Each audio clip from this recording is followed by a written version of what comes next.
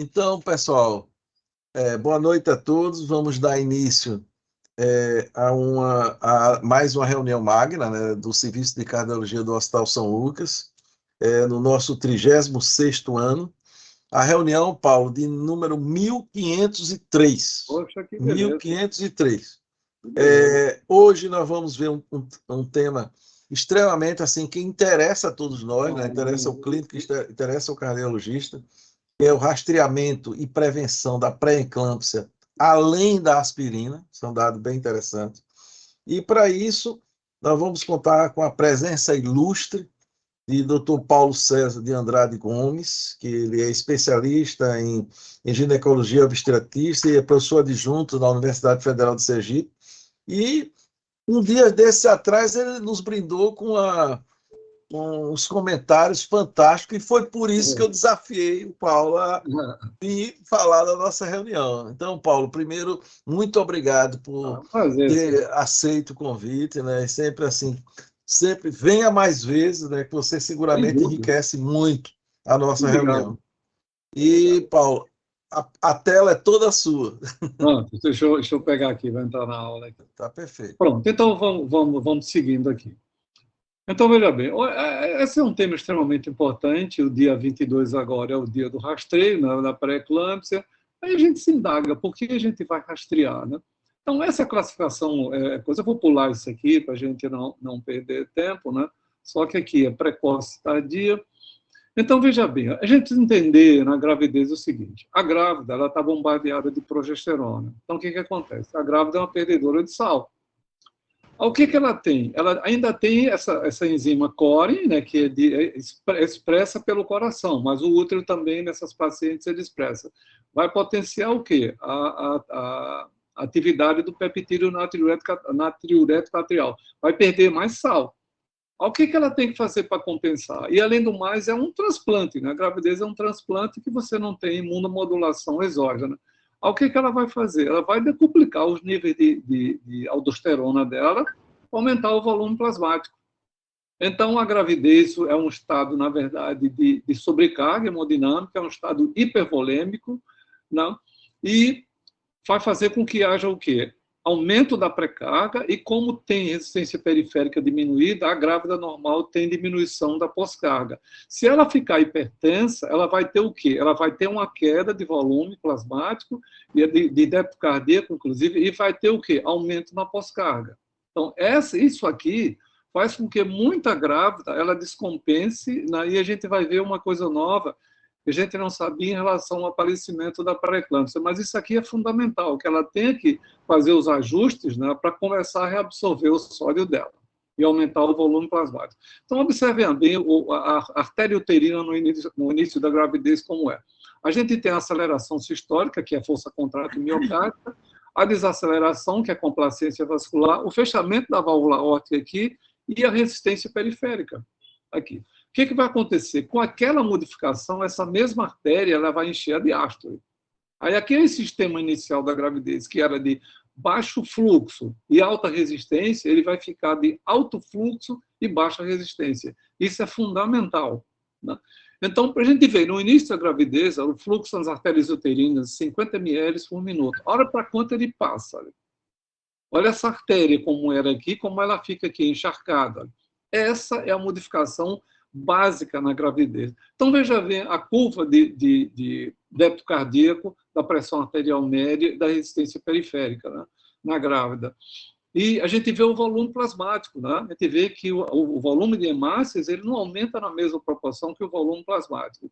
Então, o que acontece? Com essa sobrecarga hemodinâmica, a grávida aumenta a silhueta cardíaca, o eixo desvia, ela desdobra B1 e B2, as bulhas são hiperfonéticas, normalmente diminui a viscosidade, tem sopro sistólico, o que? Grau 1, 2, sem frêmito, a terceira bulha, a viscosidade cai, a frequência e o débito cardíaco aumentam, há um aumento do volume do coração pela hipertrofia de miócitos, né? As ondas Q e T podem ser alteradas, o segmento também, ST, a grávida aumenta 50% no colesterol e 3 vezes os triglicérides. E o estrogênio ele é cronotropo e inotropo positivo. Ele aumenta a força contrátil e aumenta em torno de 10 a 20 batimentos por minuto na basal da grávida. Veja aqui, por exemplo, o débito cardíaco durante o parto, como ele vai, aumenta até 80%, por isso que o paciente pode até descompensar. Então, veja bem, a definição clássica é aquela paciente que apresenta hipertensão ou pressão de 140 por 90, pelo menos 2 vezes, né? E mudou alguma coisa que mudou, associada à proteinúria e ou disfunção de algum órgão, renal, hepático, complicação neurológica, hematológica, com plaquetopenia e alteração da função placentária. E com isso, e aquela coisa de esperar a proteinúria, que é tardia, conseguiu-se um aumento de 21% no diagnóstico. E a proteinúria não é imprescindível no diagnóstico, desde que tenha disfunção em órgão. Até porque 10% das pacientes que têm convulsão, elas não apresentam proteinúria. E vejam bem aqui, também não se classifica mais em leve e severa. Não se classifica, isso caiu. A gente classifica, assim, com características de gravidade e sem características de gravidade. Então, característica de gravidade, hipertensão, elevação severa, né? Sintomas do sistema nervoso central, anormalidade, pelo menos aumento do dobro das transaminases, queda de plaqueta ou alguma alteração renal. Então, isso mudou. Mas veja bem que interessante isso aqui. Ó. É para o comportamento dessas 2 pacientes aqui. Elas, até 32 semanas, elas ficam no percentil 25, 25, 50. Aí, o que vai acontecer? A partir de 36, elas vão passar para o percentil 75. Ora, está abaixo do percentil 95, mas ela está hipertensa. E essa classificação de 140 por 90 é da década de 50, feita para homens, né, pelas companhias de seguro. Então, essa grávida aqui, ela está abaixo do percentil 95, mas ela vai ter doença específica, inclusive a forma grave. Então, esse delta aqui é preciso que a gente entenda. A paciente está com 100 por 60, e de repente ela apresenta 120 por 80, ela está hipertensa, olho nessas pacientes, né? Porque a gente pode perceber uma complicação no seio. Outro detalhe, nós temos pré-eclâmpsia totalmente atípica, né? Antes de 20 semanas ou 48 horas de pós-parto, e sem hipertensão e sem proteinúria. Aí veja bem, veja a importância dessa patologia, que a gente tem que entender bem. A principal causa de morbidade e mortalidade maternas, aumento de morbidade feto-materna. A prevalência pode chegar até 15%. Morrem 50 a 70 mil mulheres por ano. A maioria disso, na verdade, é nos países assim subdesenvolvidos. 500 mil mortes de bebês por ano. No Brasil, morrem 2 mulheres. E todos os dias cai um avião cheio de grávidas no mundo com doença hipertensiva. Morrem em torno de 192 mulheres por dia. 6,6 milhões de casos ano. Daí a profilaxia disso. Eu não tenho mais pré-eclâmpsia grave, porque eu comecei o AS, que não deu certo, na década de 80, a gente vai discutir isso também. E uma morte materna a cada 12 minutos. Então, veja bem, quase 3 milhões de nascimentos no Brasil em 2018, 1.718 mortes. Quem é que foi o responsável maior? A pré-eclâmpsia. A gente não sabe porque quando a grávida, a primigrávida, que ela se expõe à placenta, ou ela tem comorbidades, ou nefropatias, ou síndrome antifosfolipídica, ou até alguma alteração, tipo um polimorfismo de nucleotídeo único, que vai dar uma carga genética ruim, e ela vai ter uma invasão do trofoblasto anormal, uma adaptação imunológica a esse transplante, que é um alenxerto, uma intolerância àquelas modificações cardiovasculares pela sobrecarga hemodinâmica, nem todo o coração vai responder bem, e, novamente, os fatores genéticos. Então, essa doença ela se desenvolve em 2 estágios. O primeiro, aquela invasão intravascular, onde o vaso vai ter um remodelamento, e a segunda é intersticial, é quando já vai, na verdade, a lesão endotelial universal naquela paciente. E é por aqui, mais ou menos por aqui. Então, na verdade, essa invasão trofoblástica ela tem que ser a tecido e a musculatura. Ela vai destruir essa camada músculo-elástica, aqui, tornando esse vaso de alto fluxo e baixa resistência, inclusive com essa destruição do endotélio, essas pacientes elas não respondem às próprias catecolaminas delas. Então, veja bem, hoje houve uma revisita nesse conceito de 2 estágios, né? E hoje a gente se divide até em 5. Né? O início é aquela paciente que não tolera bem aquele enxerto e há um processo vascular inflamatório. Quando você junta isso aqui, você vai ter o quê? O estágio 2 com a placentação ruim. vai ter, pela hipóxia, estresse oxidativo, estresse também do retículo endoplasmático, e vai ter o quê? Uma placentação disfuncional. Já vai para o estágio 3, né, com o processo inflamatório, sistêmico aqui. Aqui, assim, estágio 4, a gente já tem a doença instalada, estágio 5, ela já vai ter aterose aguda. Então, o que acontece com o vaso? Aqui é o vaso normal, né, adventícia, média, íntima, e aqui o que acontece? Começa o quê? Um edema, né, aqui nessa camada muscular, uma vacuolização, e aqui já tem o quê? O trofoblasto do intestício, olha, ele vai tentando remodelar isso aqui. A gente já teve aqui, a túnica média já vai sendo desorganizada.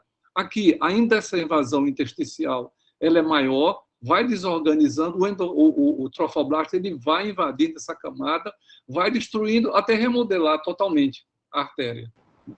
Então, vamos seguindo. Mas veja bem, para que a paciente desenvolva pré-eclâmpsia, são vários fatores que se somam. Então, tem os fatores maternos, fetais, como o polimorfismo de nucleotídeo único, vai alterar aquele sequenciamento do gene.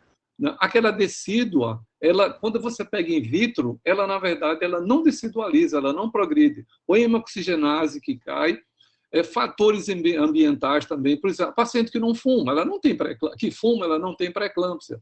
Aí a diabética, né? Aquela que tem hiperglicemia, tem lesão renal antes, ou uma doença de base, ou hipertensão crônica, que já tem dano e ativação endotelial. E os fatores imunológicos, a gente tem aqui os linfócitos auxiliares, e aquele complexo disto, compatibilidade, a paciente ela expressa menos o HLA, e as neutroquiles, o que isso vai fazer? Vai fazer com que a grávida não reconheça aquele tecido que é estranho como o seu. Isso tudo vai dar numa placentação anormal, né, com a invasão trofoblástica deficiente, não vai ter aquele remodelamento, os vasos são estreitos, vai ter o quê? Estresse oxidativo do retículo endotelial, isquemia placentária, aí ela vai fazer o quê? Aquele fator induzível por hipóxia, ele sobe, certo? E alguns anticorpos anti-angiotensina que vão, na verdade, potencializar a ação da angiotensina. Esses bebês, eles crescem menos. O que acontece? Quando ela tem hipóxia aqui, ela hiperexpressa fatores antiangiogênicos, né? Com nós sinciciais. Isso aqui é uma expressão fenotípica do feto, aqui já é materna. E tudo isso, com essa disfunção endotelial, ela vai ter endoteliose glomérulo-capilar com proteinúria, hipertensão, distúrbios visuais, dor de cabeça, edema cerebral, convulsão e eclâmpsia. E aí, combinando com a forma grave, que é a HELP síndrome. Então, veja bem, nós dividimos sumariamente em precoce, antes de 34 semanas, tardia, eu vou passar um pouquinho isso aqui. As características aqui são diferentes, o débito cardíaco nessa daqui, a precoce, ele é baixo, na tardia, ele é maior. E só para vocês terem uma ideia, por exemplo, da artéria uterina. Nesse caso aqui, que é intersticial, a coisa acontece aqui, olha, o fluxo da artéria uterina é normal. Ela remodelou o vaso, mas mesmo assim teve. Então, veja bem, o que acontece? O risco, o pior que essa doença, ela não para por aí. Ela dá no futuro, altera complicações, né? As pacientes de primeira gravidez, ela tem mais, e ao homem de risco. Com toda mulher que ele casar, ele vai aumentar o risco nela. E a mudança de parceira mantém o risco daquele homem. É uma doença que não cura. Aquilo que o livro diz hoje, a cura é tirar a placenta. Acabou. Isso não existe. Os livros continuam dizendo, mas isso não é verdadeiro.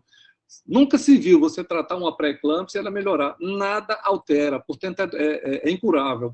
E a mãe que tem essa doença, os filhos também têm risco em sua prole. Quanto menor o tempo de coabitação, maior a probabilidade. Por quê? Porque a grávida ela não assimila as estonas do espermatozoide, do esperma do companheiro dela. E quem usa os métodos de barreira também.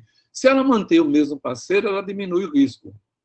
Certo? Aí a gente divide precoce, pré-termo, tardia, isso eu vou passar, porque não é tão interessante. E veja bem os riscos maternos. 32 a 40 anos, aumento de 4% a cada ano. A primigesta, a história prévia, se ela tem doença hipertensiva prévia, ela tem 15% de ter. E se ela tiver a forma grave, ela pode ter até 40%.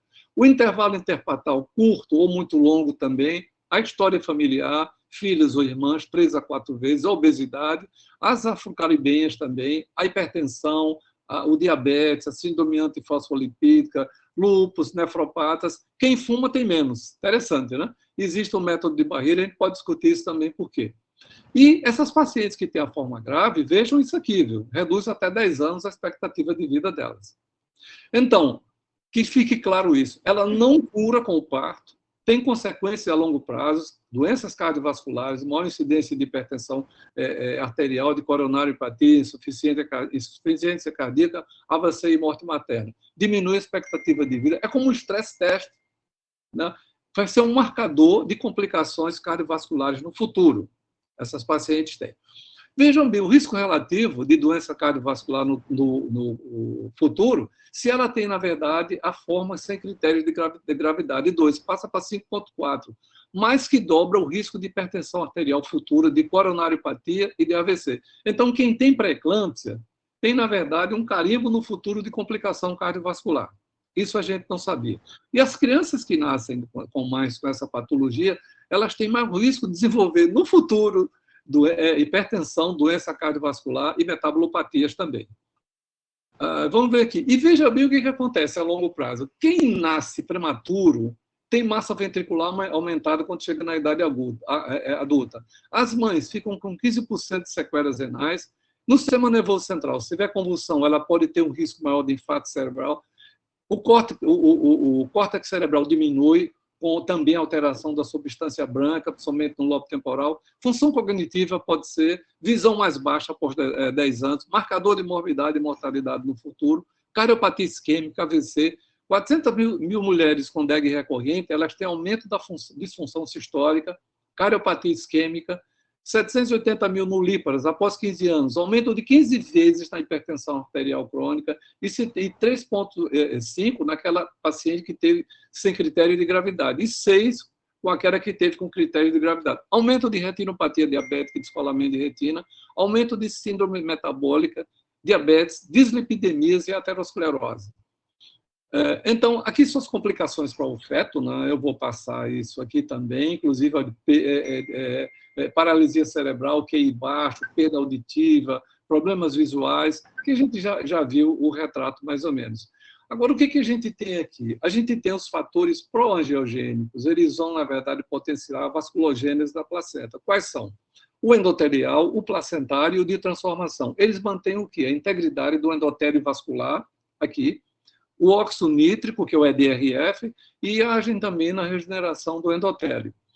Então, veja bem o que acontece. Esses marcadores angiogênicos, eles são vasodilatadores. Mas quando você tem, como aqui, olha, uma hipóxia, aí vai haver uma expressão da tirosinoquinase e da endoglina. Elas se tornam solúveis e ficam nos receptores de membrana, se ligam ao VEGF, ao PLGF, reduzindo sua forma livre e agem como fatores angiogênicos. Exatamente essa hipóxia persistente, que é aqui, reduz a expressão do PLGF e o VEGF e aumenta a expressão dos antiangiogênicos. Então, veja bem, a função do VEGF é manter o endotélio em repouso, sintetizar o EDRF, aumentar as prostaciclinas vasodilatadoras, diminuindo o tônus e a PA. Só que a expressão disso é ligada aos receptores de membrana. O PLGF, ele aumenta a neovascularização, a angiogênese e os vasos colaterais. E o de transformação, ele age na migração e proliferação de células endoteliais. As coisas acontecem mais ou menos assim no endotélio. Quando a gente tem, na verdade, o VEGF, o PLGF, com o receptor de membrana normal, vai haver o quê? Homeostase vascular, uma gravidez saudável. Mas se tem aqui, ó, ela tem algum fator de hipóxia, ela expressa aquela forma que fica circulando. Por isso que é S. Aí vai inibir esses fatores. Ela vai ter disfunção endotelial, vai ter pré-eclâmpsia, e essa hipóxia vai dar um aumento da resistência periférica com agregação plaquetária, ativa a coagulação, disfunção endotelial, ativa COX-1 e COX-2, aumenta o tromboxano e diminuição das prostaciclinas. É terrível. Esse desequilíbrio aqui é quem vai gerar exatamente a pré-eclâmpsia, né? E a gente tem o quê na placenta? Infarto, aterose, trombose e um processo inflamatório crônico na pré-eclâmpsia. Bom, o que acontece aqui, que a gente viu atualmente? A origem cardiovascular da pré-eclâmpsia. A gente achava que, na verdade, o problema todo vinha da placenta. Olha, eu consigo mapear esses vasos todos aqui. Olha. Isso aqui é meu. Eu consigo mapear tudo isso. Mas a gente sabe que essa disfunção placentária é uma consequência daquela sobrecarga hemodinâmica não assimilada pela paciente. Né? Então, ela tem um aumento de 40% na massa ventricular e existem fatores de risco pré-concepcionais na mulher que levam a isso. Familiares de primeiro grau que infartaram antes de 60 anos, a razão de chance de 1,8 para que ela desenvolva também a doença hipertensiva e o histórico de alteração também de colesterol e triglicéridos. Então, há uma condição subótima dessa adaptação cardiovascular e disfunção endotelial. Além do mais, a pré-eclâmpsia e a doença cardiovascular dividem esses riscos em comum, né? Então, há uma forte evidência sugerindo que o sistema cardiovascular tem um papel fundamental no desenvolvimento da pré-eclâmpsia. Né? Então, para a gente ver como as coisas mudaram. E é associada a longo termo com doenças cardiovasculares, né? E a gente percebe assim, uma correlação entre essa curva de dificuldade na função cardiovascular e severidade com prematuridade e pré-eclâmpsia também. Então, veja bem, a pré-eclâmpsia pode não ser patologia primária da placenta. Secundária é uma adaptação cardiovascular, hipoperfusão e disfunção endotelial. Então, estudos com ecocardio mostram essa mal adaptação cardiovascular precede a pré-eclâmpsia por semanas ou até mesmo meses. E a doença hipertensiva e a cardiopatia, elas compartilham esses mesmos riscos: obesidade, diabetes, nefropatias e marcadores angiogênicos. Essas pacientes aqui, elas têm dano endotelial. Então, por isso que vão desenvolver. Aí, o que acontece? A doença cardiovascular pré-existente ou adquirida pela adaptação subótima, né, da hemodinâmica da grávida, ela faz o quê? Tem um papel na gênese da doença hipertensiva. E essa remodelação normal, remodelamento anormal, antes da mulher saber que está grávida, começa. Há uma falha nesse fenótipo endotelial e essa isquemia vai aumentar aqueles marcadores que ficam circulando. Eles vão lesar o endotélio, vão promover vasoconstricção, estresse oxidativo, microembolias. Isso vai afetar, em termos universais, essa paciente. E vamos ver o que acontece esse eixo cardiovascular placenta. A gente tem o quê? Aumenta o débito cardíaco, né? Aí aumenta a frequência cardíaca do plasma. O que esse ventrículo vai fazer? Ele vai ter um remodelamento, o ventrículo esquerdo, só que excêntrico. E só que isso, na verdade, volta ao normal depois, certo? Mas o que acontece quando a paciente ela tem uma doença cardiovascular pré-existente? A gente vai ter um desequilíbrio entre os fatores antioxidantes e o estresse antioxidante e o estresse oxidativo. Então, a gente tem aqui esses fatores antioxidantes que eles caem, né? Peroxisome, o ativador do fator de transcrição, e isso aqui vai fazer com que o fator angiogênico ele caia e expressa os antiangiogênicos. Há um aumento, o estresse oxidativo ele aumenta a prolactina. Essa prolactina ela é quebrada, é clivada pela ação da catepsina D também, e isso é cardiotóxico. Essa paciente vai ter disfunção endotelial, aumento de resistência periférica, e por isso elas vão ter muito mais miocardiopatia peripática. Isso confirmado pela ressonância. Então ela vai ter o quê? Uma hipertrofia concêntrica do ventrículo esquerdo, com disfunção diastólica. Aqueles ventrículos não enchem bem. Se ele não enche bem, ele não vai bombear bem. Ela vai diminuir o débito cardíaco dela. E como vai ter aumento de resistência periférica, ela vai ter a pós-carga extremamente aumentada. E lembrar que essas grávidas com DEG, elas têm a troponina aumentada já. Isso não volta ao normal depois do parto, e elas vão desenvolver cardiopatia. Veja como as coisas mudaram em termos desses conceitos todos, né? E hoje, nessa hipertrofia, está se fazendo o quê? O NT-proPNP, para você avaliar esse grau de remodelamento, de hipertrofia concêntrica, aliás, da paciente, né? Com bons valores positivos até. Então, vamos seguindo aqui. Aumento de pós-carga. A gravidez normal também, anormal, o linfócito T, ele vai fazer o quê? Vai para esse fenótipo 1, ela vai se encher de citocinas pró-inflamatórias, de interleucina, os fenômenos apoptóticos que lesam o endotélio, a invasão trofoblástica é ruim, e os complementos que aumentam por alteração também dessas células natural killers. Há uma remodelação deficiente e aumento de fatores antiangiogênicos. Agora, como é que a gente vai rastrear isso? Eu vou passar um pouquinho aqui, porque, por exemplo, ainda não é a prática, mas nós temos aqui os biomarcadores, principalmente essa relação entre o antiangiogênico e o PLGF, né? Então, nós temos aqui, de forma prática, se ele tem, na verdade, até 38, a gente pode afastar. Então, isso, na verdade, não é o nosso dia a dia ainda, mas está na literatura e a gente mostra. Então, vamos seguindo aqui. E hoje os metabolomas, né? O genoma DNA, o transcriptoma RNA, proteomas também, e os metabolomas, açúcares, nucleotídeos, aminoácidos e os lipídios. Então, as fontes, quais são desses metabolomas? A placenta, o endotélio disfuncional e o envolvimento de órgãos. Então, a gente tem RNA, DNA, metabólitos e as proteínas. E o que a gente tem de prático, na verdade, dos metabolomas? O 4-hidroxiglutamato, que ele pode predizer com 12, 20, 28 semanas. O glicosiltriptófano também são superiores ao PAP e ao PLGF no primeiro trimestre. Isso vem no futuro. Mas qual é a nossa realidade? A nossa realidade é essa aqui, fatores de risco. Então, nós temos 2 guidelines, um americano e um inglês. Eles são muito parecidos. O inglês, ele foi depois de um trabalho que saiu em 2017, eles mandam dar 81 miligramas de aspirina. Já o americano, ele já manda dar pelo menos 150. E vejam que os protocolos eles diferem muito pouco, né? Eles são muito parecidos.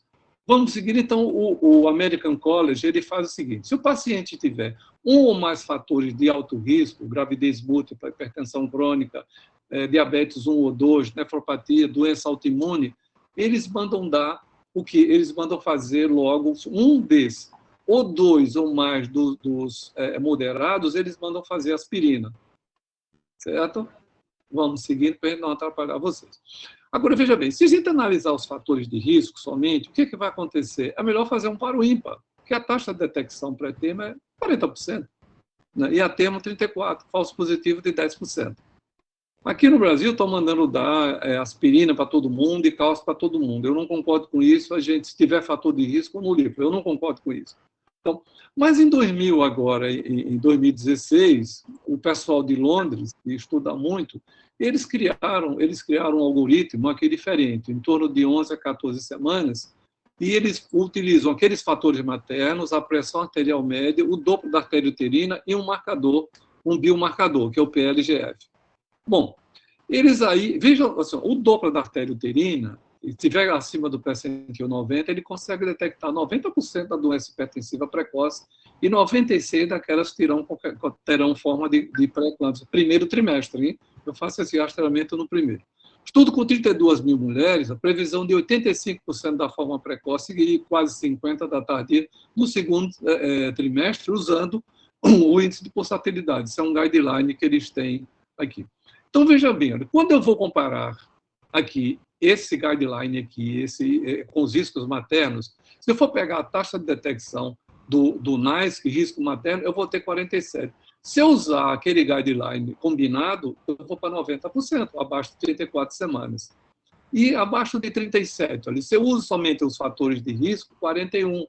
Se eu uso aquele completo, 82%. A forma tardia, nós não conseguimos até hoje fazer uma boa predição, porque esse evento ele é contínuo e ele é progressivo, por isso que a gente não tem essa boa perspectiva de predição tardia. Mas foi lançado agora em 2019 um guia pragmático, onde o que a gente faz? A gente faz a pressão, o PLGF, que é o fator bioquímico, o IP médio, pulsatilidade das artérias uterinas, a PA média, ele tem um manômetro que ele tira dos 2 braços, né? E a história materna. Mas se a gente não tem isso, o que é que a gente faz? A gente faz a pressão arterial média por aquele cálculo, 2 vezes a diastólica mais a sistólica e divide por 3. Vejam bem que interessante essa análise de risco competitivo aqui. Olha. Se a gravidez durasse a vida inteira, toda grávida iria ter pré-eclâmpsia.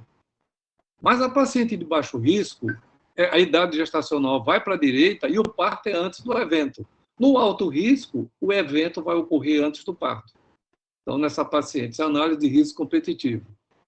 E como é que a gente faz aqui? A gente faz, se não tem aquele aparelho, a gente usa aquela forma, ou então toma num braço, 1 minuto depois toma e faz a média dos 2. Aí o que a gente vê, por exemplo? Olha, aqui os marcadores, de acordo com a gravidade. Observe a pulsatilidade da artéria uterina. Olha, como aqui é a linha normal, a linha média, como ele sobe. Olha. A pressão arterial média, como ela sobe, e o fator PLGF, ele cai. Então, o Doppler da artéria uterina, que isso é o que a gente faz aqui, é uma técnica super fácil que a gente faz para detectar essa artéria uterina. A gente vai aqui, olha, pega e faz o rastreamento dela, que são critérios técnicos que eu vou subir para a gente não atrasar a aula. E rastrear risco, tomar medidas que possam prevenir ou melhorar essa placentação e, pelo menos, reduzir a patologia. Se a gente utiliza as características maternas somente, a gente vai identificar 44,8 do termo e 33 do pré-termo do termo. Se a gente soma a pressão arterial média, a gente vai aumentando aqui, vai melhorando. Se a gente acrescenta a característica materna, a pressão arterial média, a artéria uterina já aumenta para 58. Vejam que o termo não é bom. Né? Se a gente pega aqui, por exemplo, o PLGF mais a característica materna, a gente aumenta para 60%. E se a gente pega a pressão arterial média mais o IP da artéria uterina para 68%. Mas o que a gente pode fazer aqui em Aracaju? A gente pode fazer a característica materna até nos queiracampos. O índice de pulsatilidade da artéria uterina e a pressão arterial média. A gente consegue detectar 68,4, o que já é bom, né? Não é ruim. Vamos seguir. E eu trabalho com artéria oftálmica já há bastante tempo, o mundo agora acordou, né?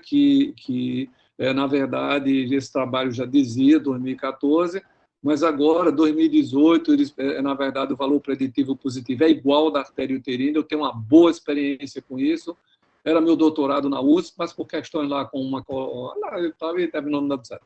Bom, enfim. Aí o que ele faz? Olha, ele pega a artéria uterina, a artéria oftálmica, para fazer predição, rastreamento entre 19 e 23 semanas. Por que fazer isso? Aquelas pacientes que tiveram um rastreamento negativo. Né? Então, eles viram aqui, de 2.853 pacientes, 2% desenvolveram, mesmo sendo negativo, e todos tiveram essa razão entre esses picos aqui, eu vou voltar para mostrar para vocês, entre pico 2 e o pico 1, quanto maior essa relação, maior o encharcamento do cérebro dessa paciente. Quanto maior a distância, menor. Então, vamos seguindo aqui.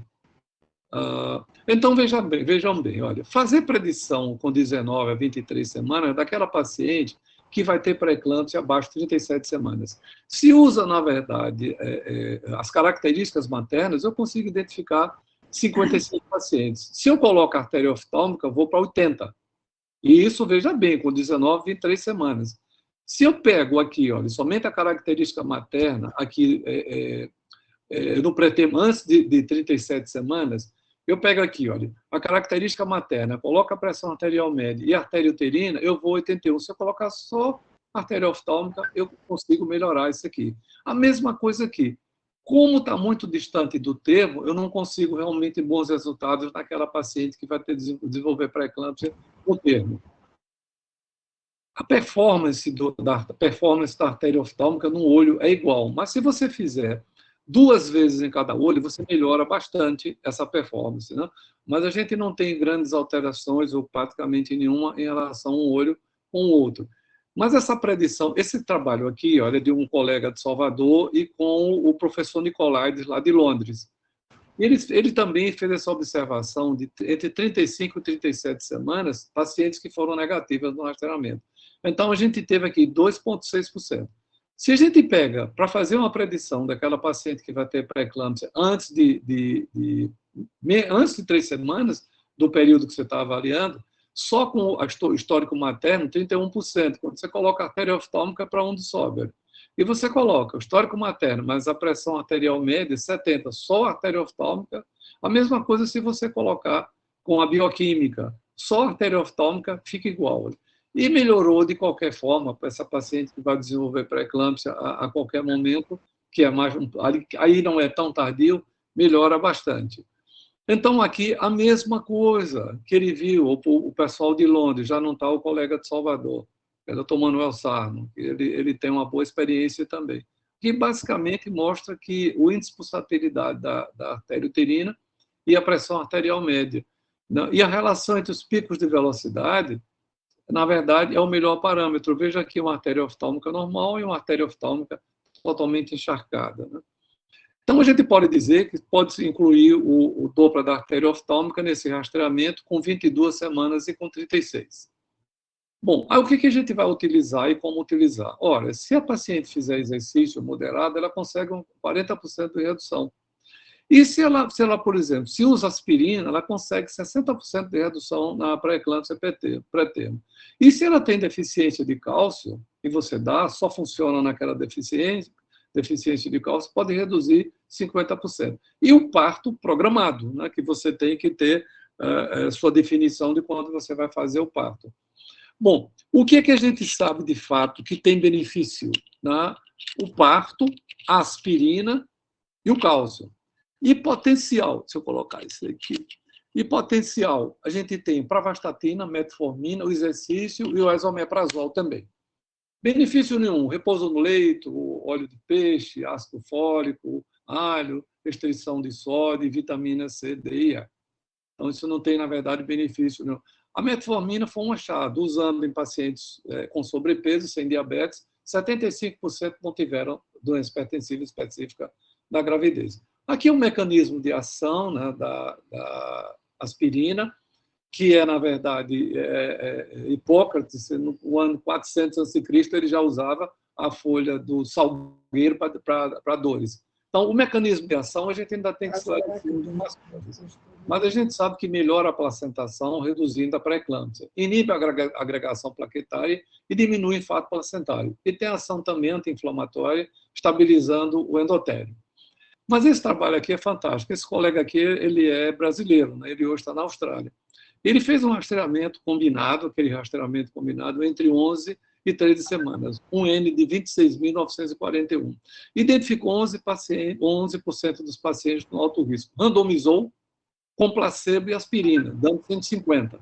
É um estudo multicêntrico. O que ele viu?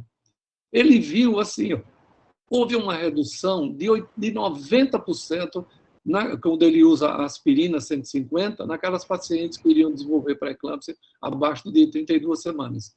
E abaixo de 34, 82. E abaixo de 37, 62%. Ou seja, muito bom. É isso que o mundo está seguindo. Outra coisa também, quanto à dose e o tempo. Se você usa abaixo de 16 semanas e menos de 100 miligramas, a gente não tem uma proteção. Olha. Mas se você usa abaixo de 16 e acima de 100, você tem, na verdade, uma proteção. Além do mais, aquelas pacientes com 81 miligramas, a não responsividade com 81 miligramas é menor do que quando você usa 160, que é o de 81. Né? Então, você tem, quando você usa uma dose menor, tem 30% de falta de resposta e com 160 você só tem 5%. E quando você usa à noite, os resultados são muito melhores. É um estudo feito, uma cronoterapia com 350 pacientes e mostrou que realmente o resultado é bem melhor. Bom, vamos seguindo aqui. Outra coisa desse colega, quando a gente faz aspirina versus o placebo, olha, a idade materna, o índice de massa corpórea, a origem racial, o método de concepção, fumo, história familiar de pré-eclâmpsia e história obstétrica, todo mundo protegeu aqui, olha, quando você usa aspirina. Menos o quê? A hipertensão crônica. Por quê? Porque essa paciente tem uma mal adaptação cardíaca e ela já tem dano epitelial. Então, não funciona aí. Né? Aqui, por exemplo, você perguntou naquele dia sobre a aspirina, essa paciente aqui está com 36 semanas, ela tem apenas lúpus, diabetes, síndrome antifosfolipídica e histórico de abortos. Ela está heparinizada com aspirina, olha. Veja bem o coagulograma dela aqui, olha, normal. Certo? Nessa dose não altera. Né? Então, ela está indo bem, já está com quase 37 semanas, essa paciente. Né? Então, não altera. E aquela paciente, por exemplo, os fetos, né? que usaram placebo. Aqui a UTI neonatal, né? é comparada com aquela que usou aspirina. Aqui a mesma coisa daquele trabalho, a mesma coisa a gente vê, né, o AS e o grupo do placebo, né, então a mesma coisa. E a gente tem que usar como? Se você tem, na verdade, comprimido de 81, você dá 2. E se você tem de 100, dá 1,5 e despreza a outra metade, porque ela na verdade, ela é inativa. E a aspirina durante a gravidez, né? Aqui, é de 2020, né? 4.000 pacientes que usaram e o restante comparados com não usados. Então, o AS foi usado em 4.088 partos, não teve associação com sangramento antes do parto, intraparto 2,9 vezes 1,5, o risco maior no parto normal, veja só, no pós-parto, razão de chance de 10 isso é comparado com 7,8, hematoma 0,4, 0,1, hemorragia intracraniana fetal, isso se deve mais à prematuridade. Né? Isso a gente não vê na prática. Na prática a gente não vê isso, mas esse trabalho mostrou. Aí pergunta, se a gente tem que dar aspirina a todo mundo? Não. Não, porque a ação no baixo risco realmente não é igual. Aquela paciente que sabe que não tem risco, talvez ela não queira usar, e os efeitos colaterais que tem. Na cardiologia não funcionou você dar AS a todo mundo para diminuir a doença cardiovascular. Vocês podem confirmar isso aí. Então, isso aqui, na verdade, é um resumo do que você tem que fazer. No primeiro estágio, fazer a característica materna e a pressão arterial. Se tem alteração, você vai para o segundo estágio, que é a bioquímica, mais a arteriuterina. Se é positivo, você vai dar AS cálcio. Lembrar que o cálcio só funciona naquelas pacientes que têm ingesta baixa. Então, o rastreamento tem que ser universal e o rastreamento negativo para pré-natal normal. E o AS, a gente suspende, usa abaixo de 16 semanas e usa até 36 semanas, embora alguns trabalhos americanos eles digam que pode ser usado. E quando o paciente era alérgico à penicilina, desculpa, à aspirina, você só podia controlar e rezar. Né? Apenas isso. A suplementação de cálcio, o grupo de intervenção aqui, a proteção foi 58%. Já na paciente com baixa ingestão foi 78%. Certo? Aqui no Brasil, eles dizem que não há algoritmo de rastreamento, então mandam que pacientes com risco, ou todas as primigestas, que se dê cálcio e aspirina. Eu não concordo com isso. Aqui também o cálcio. Esse trabalho mostra que, se você der uma dose abaixo de 1 grama, ou um pouco acima de 1 grama, o risco é a mesma coisa, né? E ele não age se o paciente tem uma dieta adequada de cálcio. É aquilo que eu falei na outra opinião que eu dei na aula. Esse é o protocolo que a gente usa da Fetal Medicine Foundation, que está lá disponível. A gente coloca as características maternas, a pressão arterial média e o Doppler da artéria uterina, e ele calcula o risco e diz se você vai dar. Mas o que é que se viu em termos de novas perspectivas? A gente viu que, na verdade, aquele remodelamento das artérias da placenta, do endotélio, e a ativação de células trofoblásticas e aterose aguda na placenta. Isso a gente vê nas pacientes que têm restrição de crescimento, nos fetos que morrem intraútero, parto prematuro, e há uma relação entre doença hipertensiva e aterosclerose. Aqui também, olha, as lesões placentárias associadas com aterose aguda. Então, a gente tem tudo isso aqui na doença hipertensiva, no óbito fetal e na restrição de crescimento também. Então, o que a gente vê, na verdade? A doença hipertensiva com associação com dislipidemia. É um achado comum com doença cardiovascular ateroscleróticas. A gente tem depósito de gordura, ateromas, tromboses, infartos naquela placenta da doença hipertensiva. E a aterose aguda, a gente tem a necrose fibrinoide das artérias espiraladas, deposição de gordura, com macrófagos infiltrados mononucleares, e tudo isso aqui, olha, dano endotelial, proliferação de células mesenquimais, necrose da média, acúmulo lipídico, que são achados que a gente vê na placenta com doença hipertensiva. Então, tudo isso a gente tem também na doença hipertensiva, na restrição de crescimento, na prematuridade, ruptura prematura de membrana, óbito fetal e nos abortamentos. Então, o que a gente tem de outras opções em estudo? Aspirina, as estatinas, a metformina e o esomeprazol. Tem outros trabalhos também. A estatina, o que ela faz? Ela vai diminuir o colesterol total, total e o LDL. Ela vai corrigir aquele desequilíbrio angiogênico, antiangiogênico. Ela vai o quê? Aumentar os receptores de óxido nítrico sintetase, aumentando o EDRF. Né? Tem ação anti-inflamatória, antiagregante plaquetária, anti-apoptótica, né? Aumenta a hemoxigenase, que na verdade ela vai promover efeito antagônico ao estresse oxidativo, né? E diminui, exatamente como eu falei, o estresse oxidativo. Então, veja bem, olha, aqui esse trabalho, ele pergunta se, na verdade, é uma pedra fundamental na prevenção e tratamento da pré-eclâmpsia. A pravastatina ela tem efeito pleiotrópico, ela aumenta a hemioxigenase, diminui o efeito, é anti-inflamatória, é antitrombótica, na verdade, é protetor do endotélio, é pró-angiogênico e antioxidante. Né? Já que aquela paciente que vai desenvolver pré-eclâmpsia, o que é que ela vai ter? Ela vai ter, na verdade, a diminuição da hemioxigenase, que vai criar problema naquelas transformações angiogênicas, né? Diminui a óxido nítrico sintetase, diminui aqueles fatores angiogênicos, ela diminui, aumenta as espécies reativas de oxigênio, cai o óxido nítrico e diminui também os fatores angiogênicos. Os angiogênicos diminuem também, mas aqui muito mais. Então, aumenta o estresse oxidativo, o desequilíbrio, né, angiogênico, aumenta a inflamação, a disfunção endotelial, a má placentação e começam as manifestações da pré-eclâmpsia. A pravastatina, né, para prevenir e tratar a pré-eclâmpsia, uma visão sistemática. 276 estudos, 146, 84 foram selecionados. 35 de doença vascular, síndrome antifosfolipídica 25, a gravidez 13, pré-eclâmpsia 11. Então, se viu que é um potencial benefício do papel das estatinas na prevenção e tratamento.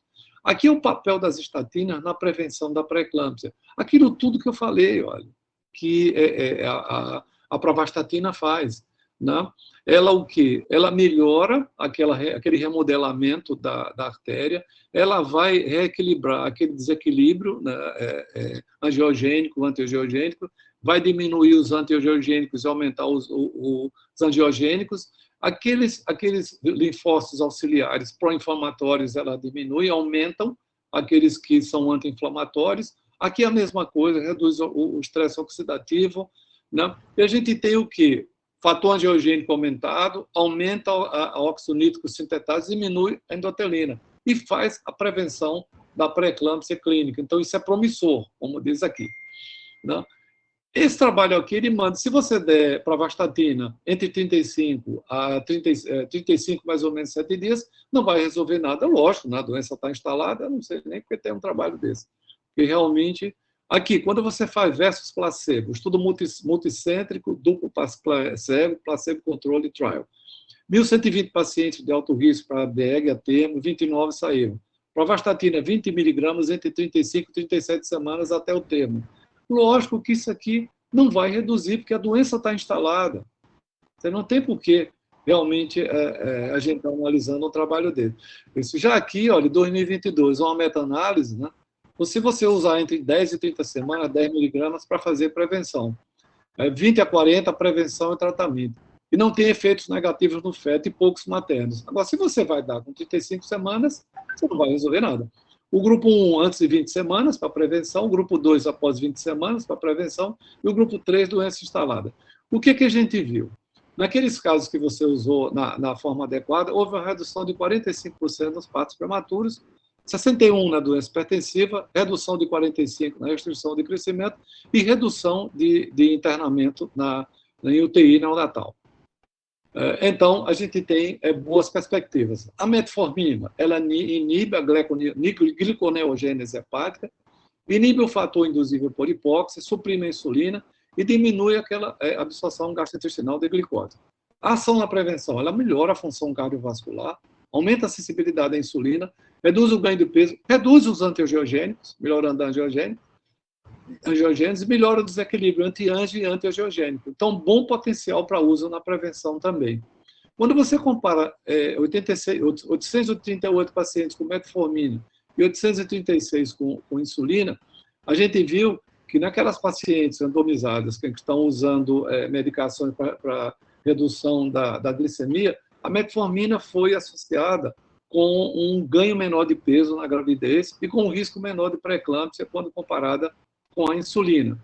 O esomeprazol, ele inibe aqueles fatores antiangiogênicos, consequentemente melhora a perfusão, melhora a disfunção endotelial e inibe aqueles mecanismos para o fenótipo, principalmente o 2, de doença hipertensiva. O papel do esomeprazol, esse é um trabalho de 2021, né? 177 mulheres, né? Com pré-eclâmpsia, idade entre 26 e 31 anos, gravidez única e o peso entre 500 e 1.800. Ausência de malformação fetal. Então, 160 mulheres, né? 17 não quiseram participar. O grupo de intervenção e o grupo controle. 40 miligramas. Olha o grupo de intervenção para você ter pré-eclâmpsia grave.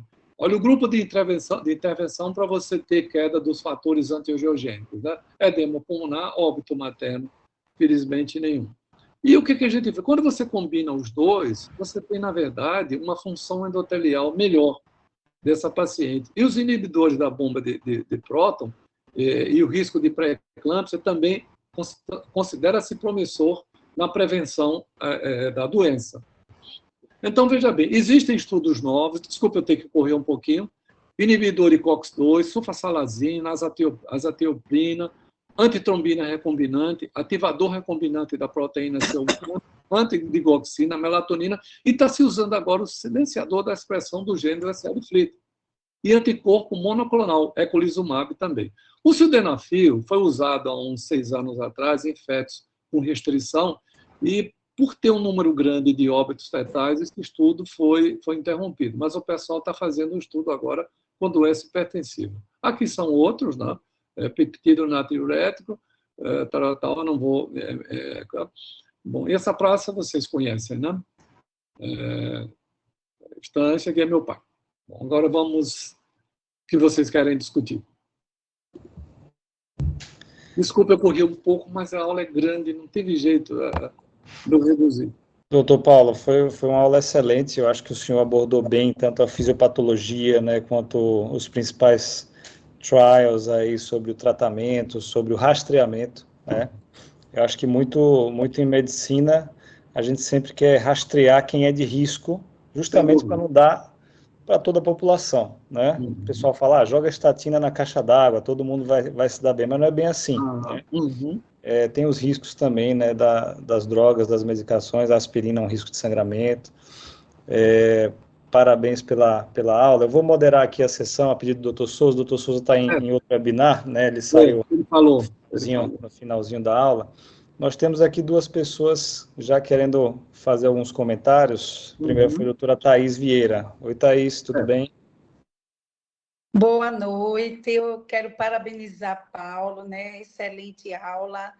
E eu acho assim, que esse convite é de extrema importância, né, Paulo? Porque a gente sabe o link entre a pré-eclâmpsia, entre as doenças hipertensivas na gravidez e riscos futuros de insuficiência cardíaca, de doença aterosclerótica, doença coronariana, não só para a mãe, mas também para o feto, né? Hoje a gente sabe que tem um link epigenético entre o feto que está exposto à pré-eclâmpsia e o risco de desenvolvimento futuro de doença aterosclerótica.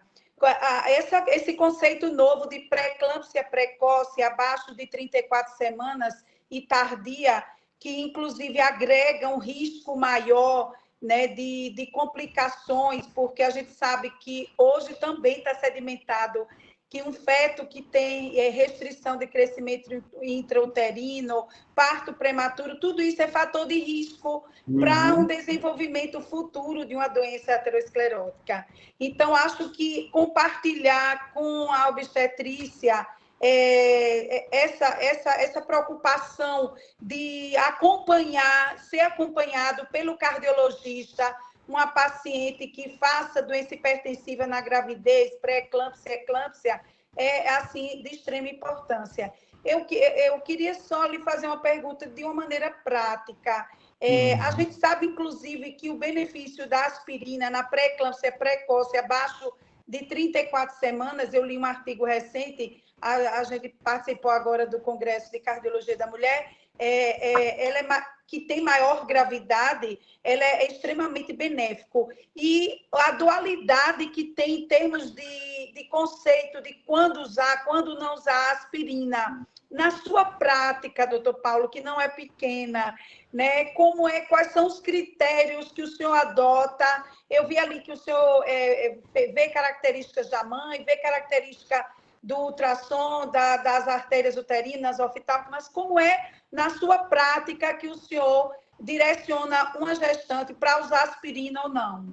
Veja bem, olha, você fez uma colocação pertinente. Aqueles fetos, né, que a paciente tem uma doença grave e eles têm inanição intraútero, eles têm menos cardiomiócitos, eles têm menos células de Langerhans.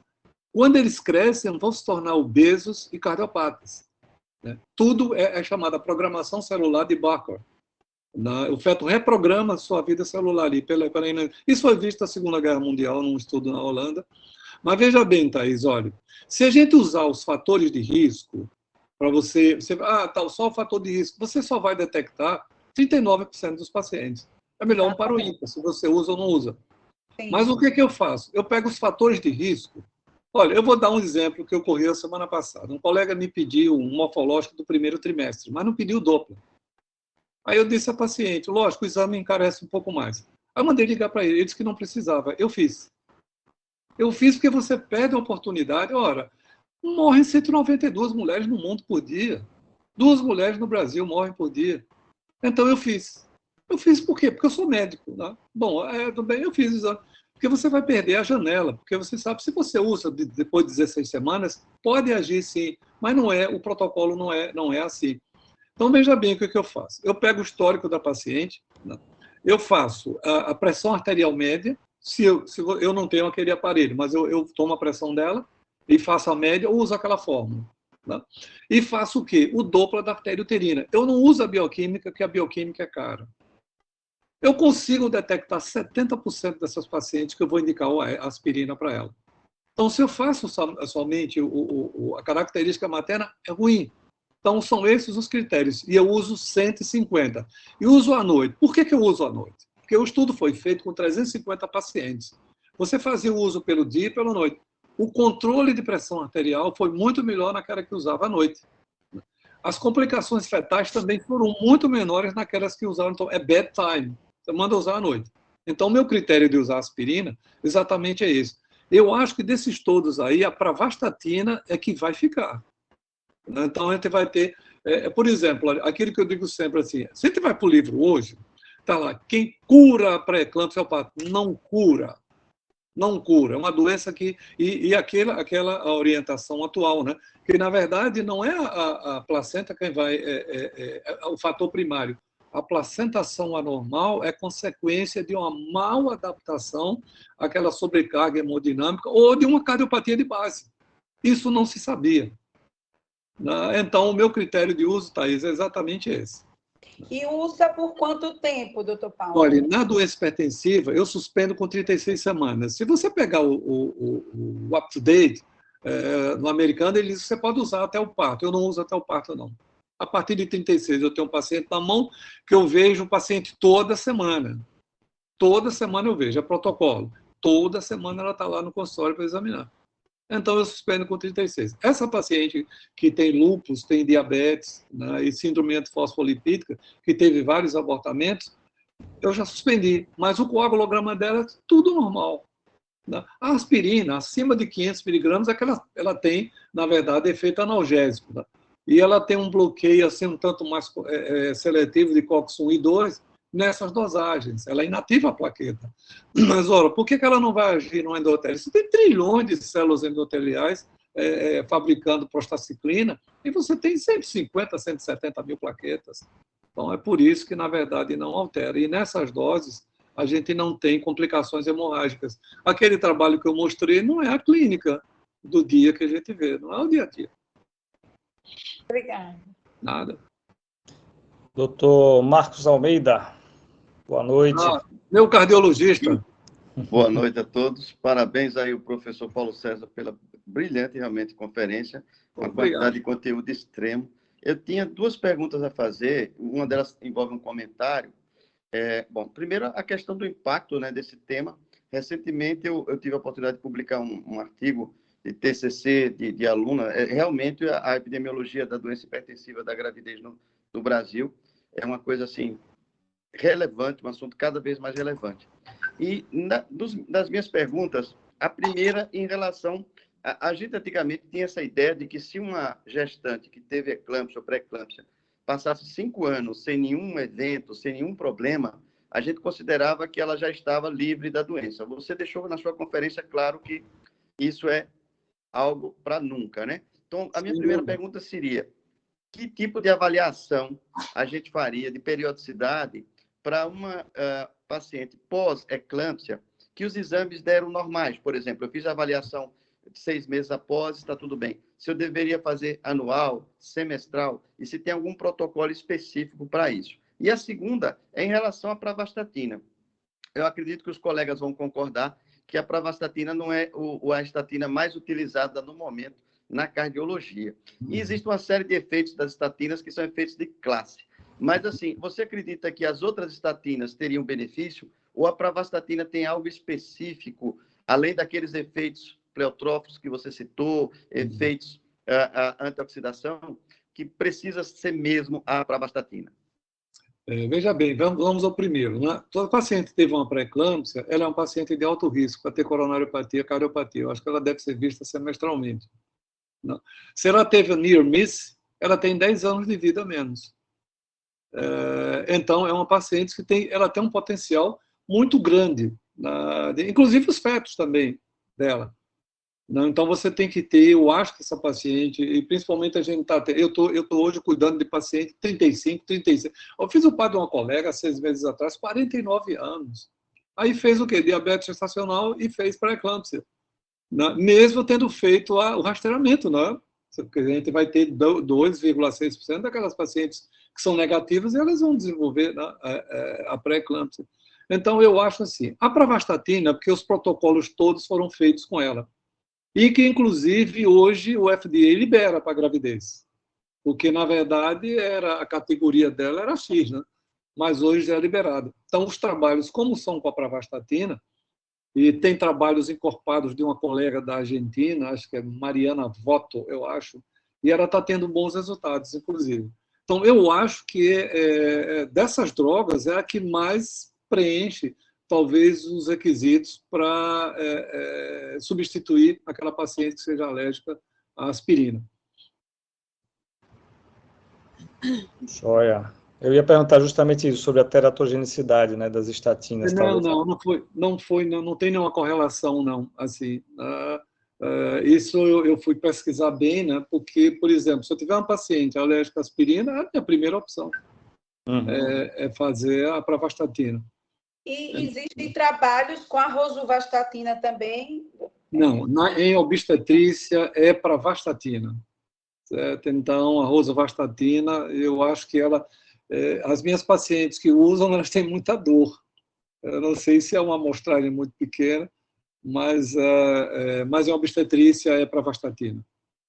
Né? Doutora Celi Marques, boa noite. Boa noite.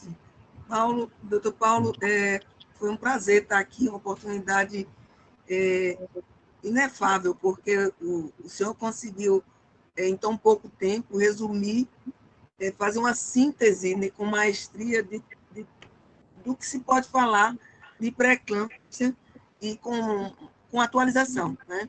Então, parabéns. Eu aprecio muito a sua experiência, inclusive fui paciente, né? Porque a gente não se opera todo dia, mas a única que fiz com o senhor. Uma honra para mim. Então, não chama o senhor, não, por favor, não chama. O cabelo está branco, viu, Celi, mas eu dispenso o senhor e doutor também, de todos. Então, eita, agora eu me confundi. Então, é porque o respeito é grande. Mas quando eu cheguei aqui em 1983, depois do curso com o professor Januário, lá no Dante Pazanese, eu cheguei assim, ávida por tratar, acompanhar, né? Hoje a gente tem uma facilidade maior, porque hoje já se delineia a cardiobstetrícia, né? O americano introduziu isso, cardiobstetrícia, o time, cardiobstétrica team, mas eu tive a oportunidade de lidar com pacientes, com você, e também, na ocasião, olha, eu não lembro bem como, mas um congresso que você organizou aqui, um congresso grande que teve na Barra dos Coqueiros, e que naquela época eu tive o conhecimento da artéria oftálmica, E fiquei muito, assim, muito impressionada e tentando fazer um acompanhamento com os meus pacientes. Então, os pacientes que chegavam no início de gestação ou com uma pré-eclâmpsia, uma hipertensão diagnosticada, a gente introduzia e via que já ganhava um plus em termos de estratificação. Acrescentava muito um plus em termos de estratificação. Então, é outra coisa que quero lhe parabenizar pelo vanguardismo. Tanto que foi a primeira pergunta que eu fiz hoje, como é que andava, em que nível estava essa observação, esse acompanhamento. Eu sei que tem, eu acho que aqui no Nordeste, talvez no Brasil, é que foi quem provocou essa discussão. Agora, na prática, Paulo, o que é que você faz em termos para predição, que você já colocou, mas assim, eu vejo que pacientes que chegam na maternidade ou que chegam em ambulatório, por exemplo, ambulatório público, é totalmente diferente da paciente que chega a nível de ambulatório privado, até para a maneira como a gente pode conduzir. Né?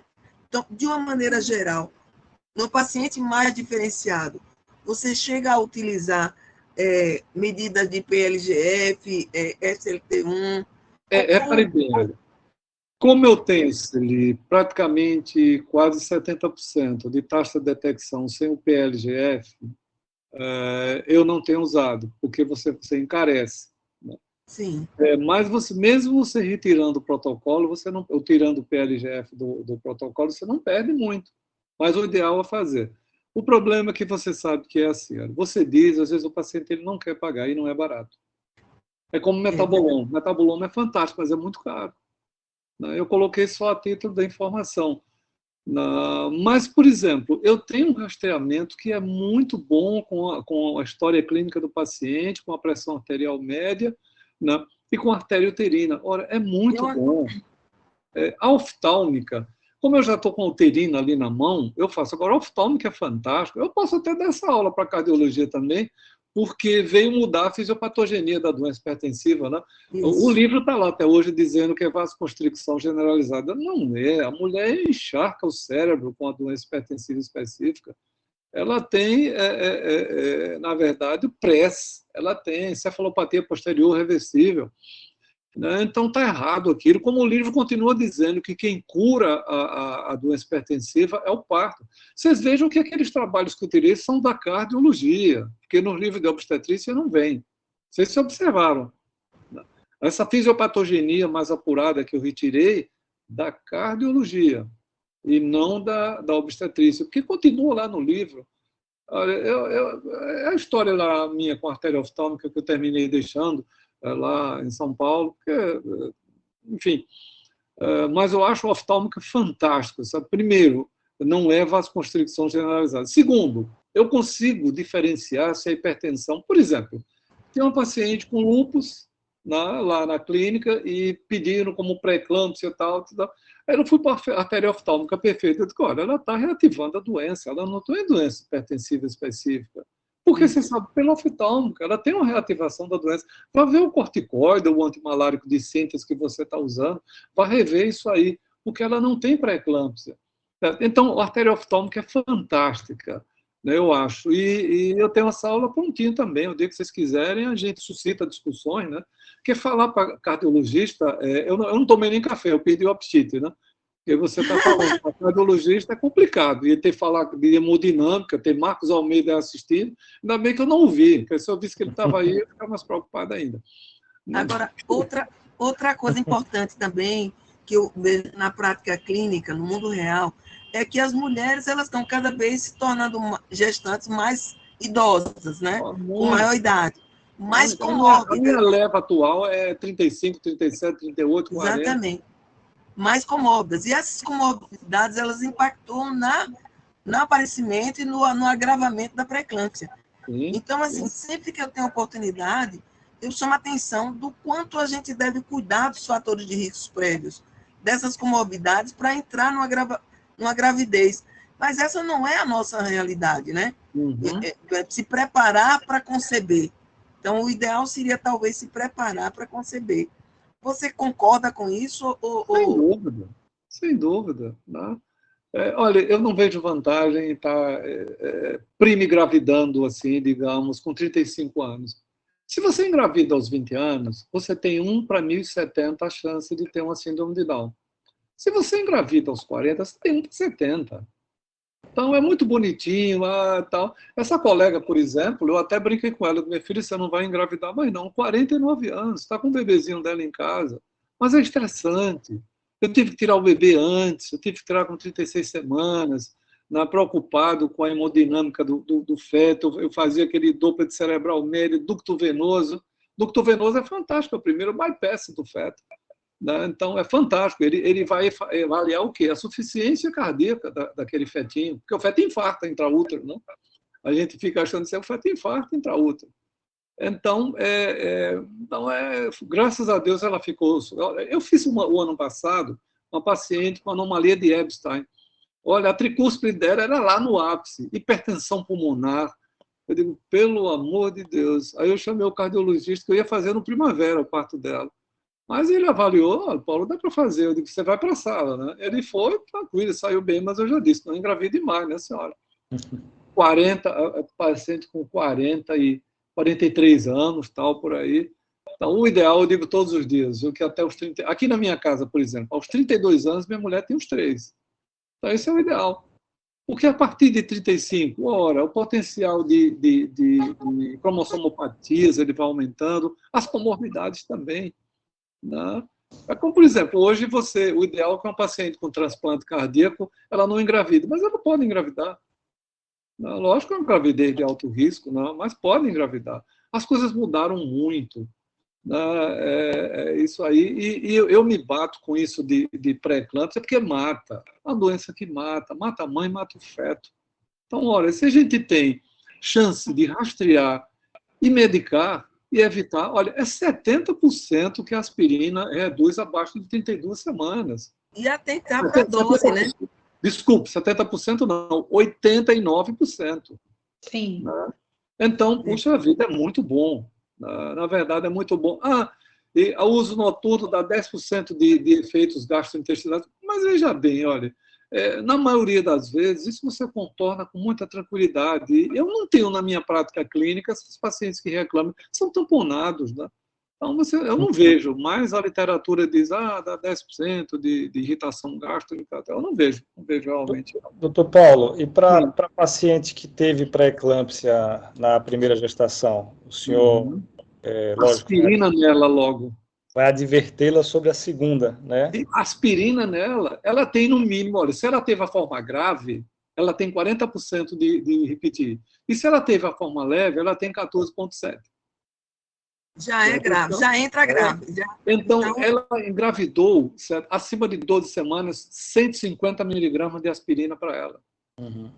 Então, nem titubeio, já dou logo.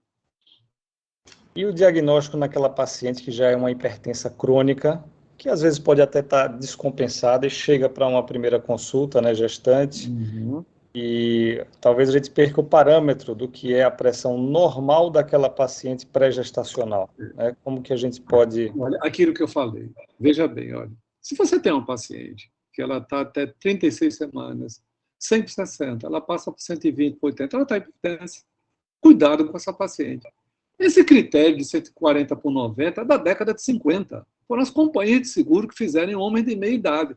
Será que não deveria ser para cada grupo? Grávida não deveria ser assim, maior ou igual a 140 por 90 em 2 tomadas de 4 horas, pelo menos, porque a paciente 120 por 80 é aquela chamada delta, né? Entre o limite inferior e superior.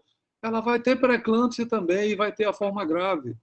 Mas o que é que você vai fazer? O ácido úrico, a proteinúria é tardio, né?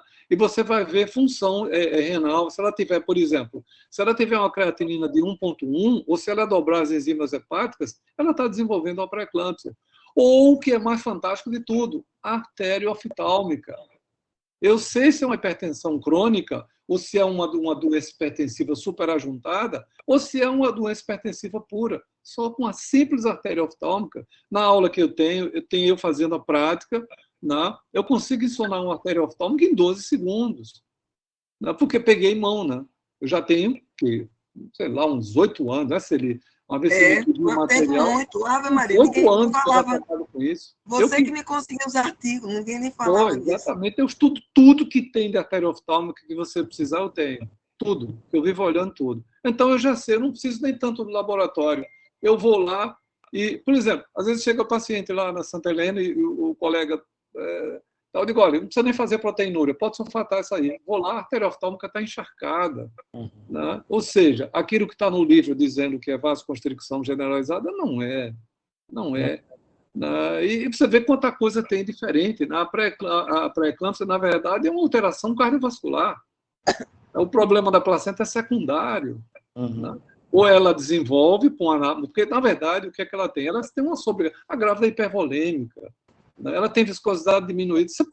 Veja, eu lá no ambulatório, eu digo ao pessoal, veja as bolhas dessa paciente, como são. Elas são hiperfonéticas, desdobram, aparece B3, isso tudo fisiologicamente. Vá no foco pulmonar que você tem um soprinho, um grau 1, 2. Tá muito cardiologista para o meu gosto. Porque eu vou dizer o que... A experiência foi você imbatível. Não, é porque eu sou um curioso, né?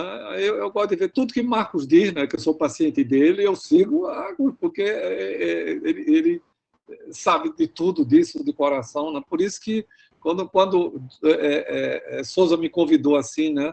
Puf! Eu digo, pelo amor de Deus, eu vou falar para esse pessoal aí, eu não posso dizer abobrinha, né? Essa turma aí.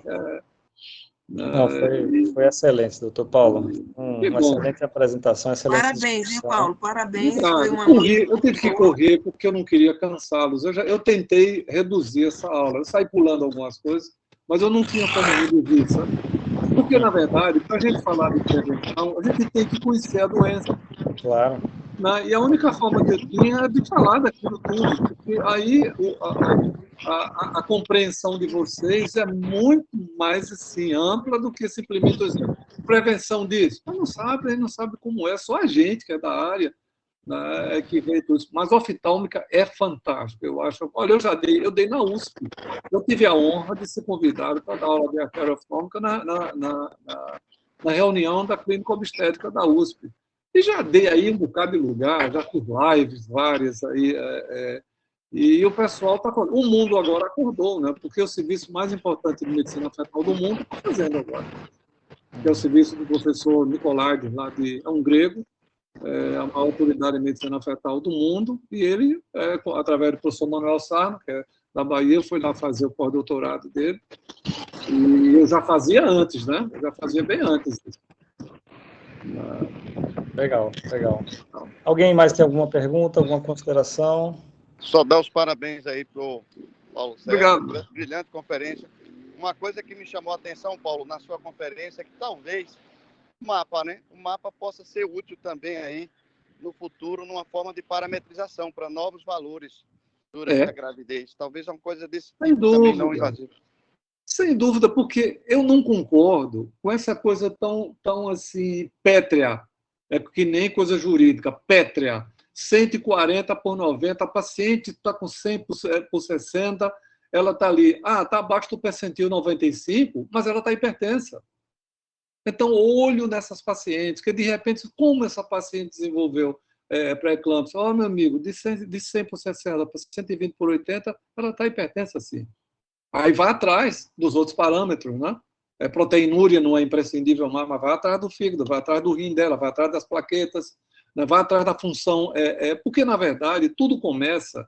O que acontece? Eu sou de um tempo que se falava que era toxemia hipertensiva. Aí, na verdade, o pessoal acertou sem querer. Na verdade, existe um fator, não toxêmico, mas existe um fator tóxico ali, que são os antiangiogênicos, que tudo quem cria é a hipóxia. Então, aquela endoglina e aquela FLT, que é a tirosinoquinase, se tiver hipóxia, elas se tornam solúveis, então elas vão ser antiangiogênicos, são receptores de membrana. Então, tudo isso a gente tem que estar atento. Mas se o paciente ele tem uma pré-eclâmpsia, olho nela depois que resolve o parto, porque ela é séria candidata a ser uma coronariopata. Por quê? Ela lesou o endotélio dela. E lesou o endotélio, é por isso que ela vai desenvolver cardiopatia depois, sei lá, 10 anos depois, porque ela estava com lesão endotelial. Tudo ocasionado por quê? Estresse oxidativo, amino superóxido, né? Tudo aquilo vai lesando. Né? É o que eu digo sempre, eu dou minhas aulas na faculdade. Professor, por que o senhor gosta de falar dessas coisas de cardiologia? Meu filho, você é obstetra, não é só saber fazer parto, não, né? Não é só você saber fazer, não. Você tem que entender tudo aquilo que acontece com a hemodinâmica. Aí ele dizia assim, não, o senhor fala de cardiologia, assim, não, é porque eu aprendi as coisas, né? Eu fui atrás de quem sabia e fui assimilando, né, as coisas das pessoas. Aí eu, por exemplo, eu sei fazer eco fetal. Por quê? Eu fui aprender para melhorar meu exame obstétrico, mas eu não vou dar laudo de eco fetal. Mas eu faço aqueles cortes todos. Eu fui para o Rio Grande do Sul, fiquei lá com o professor Paulo Zielinski e fiquei 45 dias lá. Imersão em coração fetal. Aprendi a olhar coração fetal. Né? Uhum. Então, eu tenho uma noção hoje que eu não tinha. Literalmente, eu só sabia ver se batia ou não batia. Mas hoje eu não. Hoje eu sei estudar coração de feto. Dificilmente vai passar uma cardiopatia no meu exame de 22 semanas que eu não veja. Pode passar? Pode. Passa na mão de gente muito melhor que eu. Cardiologista, inclusive, passa na mão de qualquer um.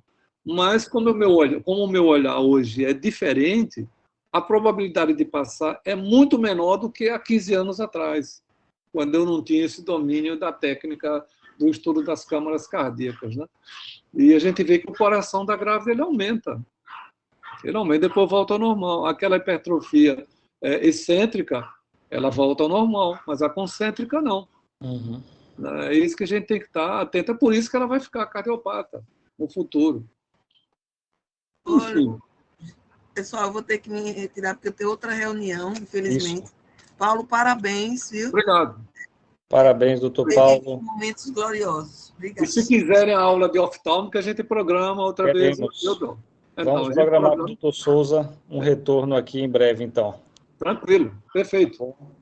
Então, eu declaro encerrada aqui a reunião e até a próxima semana para mais uma reunião magna de número 1503.